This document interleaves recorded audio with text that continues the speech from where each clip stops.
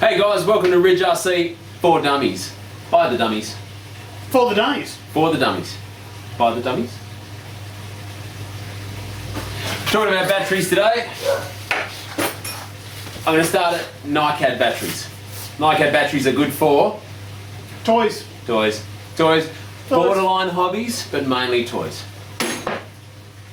Luckily, that's an explosive battery. I knew exactly where that was going to land. I'm glad you did. Right up next we have a, I'm going to get this wrong and Matt's going to correct me, a Nimh battery, which stands for? Nickel metal hydride. Thank you very much. Right, these guys here are your base level. Here we go, we'll zoom in on that one right there. Whoop, we'll turn it up the right way. Oh, no. Base level, check your ESC settings. Entry level battery. Entry level battery, 3600 milliamps, this one 7.2 volts. Pretty stable, they don't explode, it's pretty simple. So you can still throw it into that same basket that I threw in the NiCad battery. Which you can do with that one there, because it's got a dodgy connector because I can't solder. These will be your simple brush motors generally, and they will be kind of the starter cars, the more entry level cars. Also for the old school, if you like me, with your nitros, one of those is for my roto starter. Yeah. Which doesn't work anymore. Yep. And your old Tamiyas, Kyoshos and whatever yes, else. I've got the old Tamiya Renault that we've seen there in an earlier episode, the intro. Does actually run in an early episode. In episode 1. Check it out, like and subscribe. Right, yeah, that's what this guy here runs. Once again, check your ESC settings. It's very important. If you stick one in there that the ESC does not like you, well, you can fry the ESC for one. You can, but the card. You can. If you're putting in a nickel metal hydride instead of a LiPo, nothing will happen. Work. It just won't happen. Like and subscribe. Upcoming RC for Dummies in the future. ESCs. There's lots of them out there, and we'll work nut through the issues. And connectors. Connectors are a different thing. They're something that I've just delved into the world of, so... well, we both have, yep. Deep dive. We'll do that later. So, onto LiPo batteries, or lithium polymer batteries. Highly volatile. We'll get to charging later on. These are both 2-cell batteries. So, LiPos have a different number of cells, so you're 1 through to 8, if I'm right. And you charge them all in a different way to the nickel metal hydride or NiCad. So you've got your main charging plug with your positive and negative. Go zoom in on that one so the viewers can see it at home, Matt. And then you've got your balance lead. So that lead there, so you can see there's 3 cords on it. No, you can't. There you can. There we go. Champagne. 3 cords cables on that. But if I pick up a 4-cell... 4-cell right here for you guys at home. Right there, look at that. It's more leads. So more leads. Balancing each cell when you charge, rather than having... So in this one, for example, there's 1 cell, 2 cell. In that one, there's 1, 2, 3, 4 cells.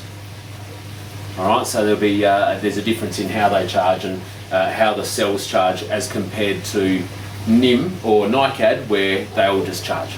It's quite easy, so I'm not going to throw that into the box.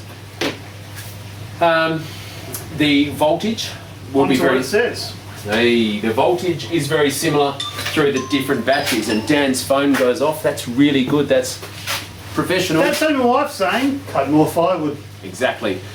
So the voltage is... So we're 7.2 on a Nimh battery. We're 7.4 on a LiPo 2-cell battery. We are 11.1 on a 3-cell. 11.4. We're 14.4 on a 4-cell. So we're slightly more voltage as you go up the cell rate, I suppose. And these guys have just been released. So as I said then, I got it wrong. My bad. These ones are high voltage batteries. So this one here is 11.4. This one here is another 4S. Goes up to 15.2, but a 4S is normally 14.4. Alright, so you've got to be aware of what you're using when you're using it. You've got to be aware of whether your car can handle it.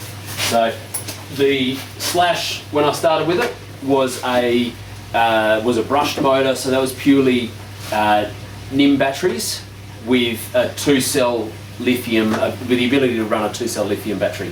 So then the VXL Stampede was able to run a Nimh battery but also up to 3-cell lithium.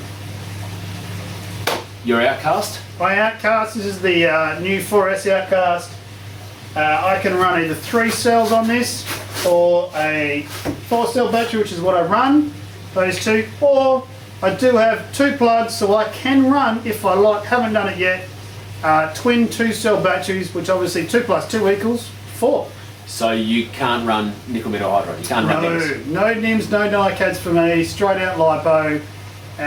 The other thing is I've noticed, as I said before, as I drop a battery on the ground, On the toe. on my toe with no shoes on, it's great. These ones here I got high voltage, they haven't been around long, my phone goes off again, it's my darling wife. I have charged That's 2 this beers. 4S to high voltage and my ESC doesn't like it. Like and subscribe, stay tuned as we try to nut out why. That'll be one of the episodes down the track. So charging rates on these, what I've noted, what I've been taught, is that for every LiPo battery, so that's a 5,000 milliamp, 5.0, so 5,000 milliamp, and that one, when I'm charging it, I will charge at 5 amps. I've got that's a 3S, this is a 3S as well, 4,000 milliamp 3S, and I will charge that at 4 amps. So that's what I understand the ratio is. What we've got to look at here is the discharge rate as well. So we've got that 35C, if we can see that sitting there. So 35C, you can get batteries, 20C, 30C, 35, 40, 50, 100. Well, I've seen batteries up to 100. Correct me if I'm wrong. Comment below. Pretty sure I've seen up to 100. I don't think they go past that. But that's all about the discharge rate. That's all your discharge rate. So basically, the higher the C, the faster the discharge, the more power that battery is going to give you. At any one moment. One moment, which also means you're going to run that battery flat pretty quick. So it's a good balancing act. Higher the C, you want higher milliamps as well. And then from there we go to something like so we've spoken about the HV, the high voltage batteries, we've got the milliampage, which is effectively like your fuel tank. So that 4,000, the 5,000, they're effectively, the bigger the milliampage, then the bigger the tank of the car, the longer it will run. And obviously for each cell, the more punch it's going to have basically. Ones, twos, threes, 4s, 6s and 8s. I think it goes up to 8s.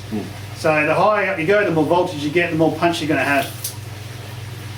Disposal, I think this is the final point, unless you want to talk about anything else. I think we've covered everything. So disposal is pretty simply. Batteries do get puffy, they do get old, and with these LiPos they end up dropping voltage. It's good to have a cell checker on hand. There's a couple out there on the market. Some of them only have just a little digital symbol. Matt has a little fancy one that also tells you the fuel. After that, you've got a couple of options. You can, well, the easiest one that I do, which is what I'll stick to, tub of water in a bucket, plastic bucket, a decent quality. Cut the leads off so you can fair keep the amount of connector. salt. Yeah, you want to keep the connector. You want to keep that. You don't want to rust that out. Fair amount of salt and water. Chuck them in there. Obviously, the salt creates a bit of an electrical current between the two. And basically, all that does is run it flat, completely flat, down to nothing. It'll bubble away rather nicely. I've got a bucket out here at the minute that's been going for a few days of a battery that was stupidly puffed, and then I will take it to my recycle centre so it can be recycled. So that's kind of the lowdown on batteries as we know it. If there's anything that you want to know about, if there's any questions you've got, like, subscribe, give us a comment, and we can work through it with you. If you think we missed something, like Matt said, like and subscribe. Thank you very much. You didn't wait 5 seconds.